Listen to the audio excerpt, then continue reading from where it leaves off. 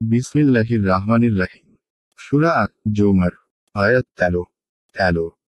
বলো, আমি যদি আমার রবের অবাধ্য হই তাহলে আমি ভয় করি মহাদিনের শাস্তির। আয়াতের তাফসীর। বলো, যদি আমি আমার প্রতিপালকের অবাধ্য হই তাহলে আমি অবশ্যই ভয় করি মহাদিনের শাস্তির। আয়াত 14। বলো, আমি ইবাদত করি আল্লাহরই, তার প্রতি আমার আনুগত্যকে একনিষ্ঠ রেখে। আয়াতের তাফসীর। বলো, আমি আল্লাহর আনুগত্যে বিশুদ্ধচিত্ত হয়ে তারই ইবাদত, দাসত্ব করি। আয়াত 15। অতএব তোমরা আল্লাহর পরিবর্তে যার ইচ্ছা তার ইবাদত করো।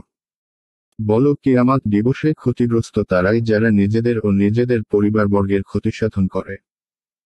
জেনে রেখো, এটাই সুস্পষ্ট ক্ষতি। আয়াতের তাফসীর। অতএব তোমরা আল্লাহর পরিবর্তে যার ইচ্ছা তার ইবাদত, দাসত্ব করো। বলো, আসল ক্ষতিগ্রস্ত তো তারাই যারা কিয়ামতের দিন নিজেদেরকে ও নিজেদের পরিজন বর্গকে ক্ষতিগ্রস্ত করেছে। জেনে রাখো, এটিই সুস্পষ্ট ক্ষতি। আয়াত 16।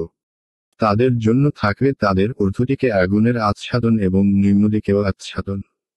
এ দ্বারা আল্লাহ তার বান্দাদেরকে সতর্ক করেন। হে আমার বান্দারা, তোমরা আমাকে ভয় করো। আয়াতের তাফসীর। তাদের ঊর্ধ্বদেশে অগ্নিস্তর থাকবে এবং নিম্নদেশেও অগ্নিস্তর থাকবে। এ শাস্তি হতে আল্লাহ নিজ দাসদেরকে ভীতি প্রদর্শন করেন। 2 হে আমার দাসগণ, তোমরা আমাকে ভয় করো। এর বহু বচন, যার আসল অর্থ ছায়া। এখানের উদ্দেশ্য হল জাহান্নামের আগুনের স্তর, অর্থাৎ তাদের ঊর্ধ্বে ও নিম্নে আগুনের স্তর হবে, যা তাদের উপর দাও দাও করে জ্বলতে থাকবে।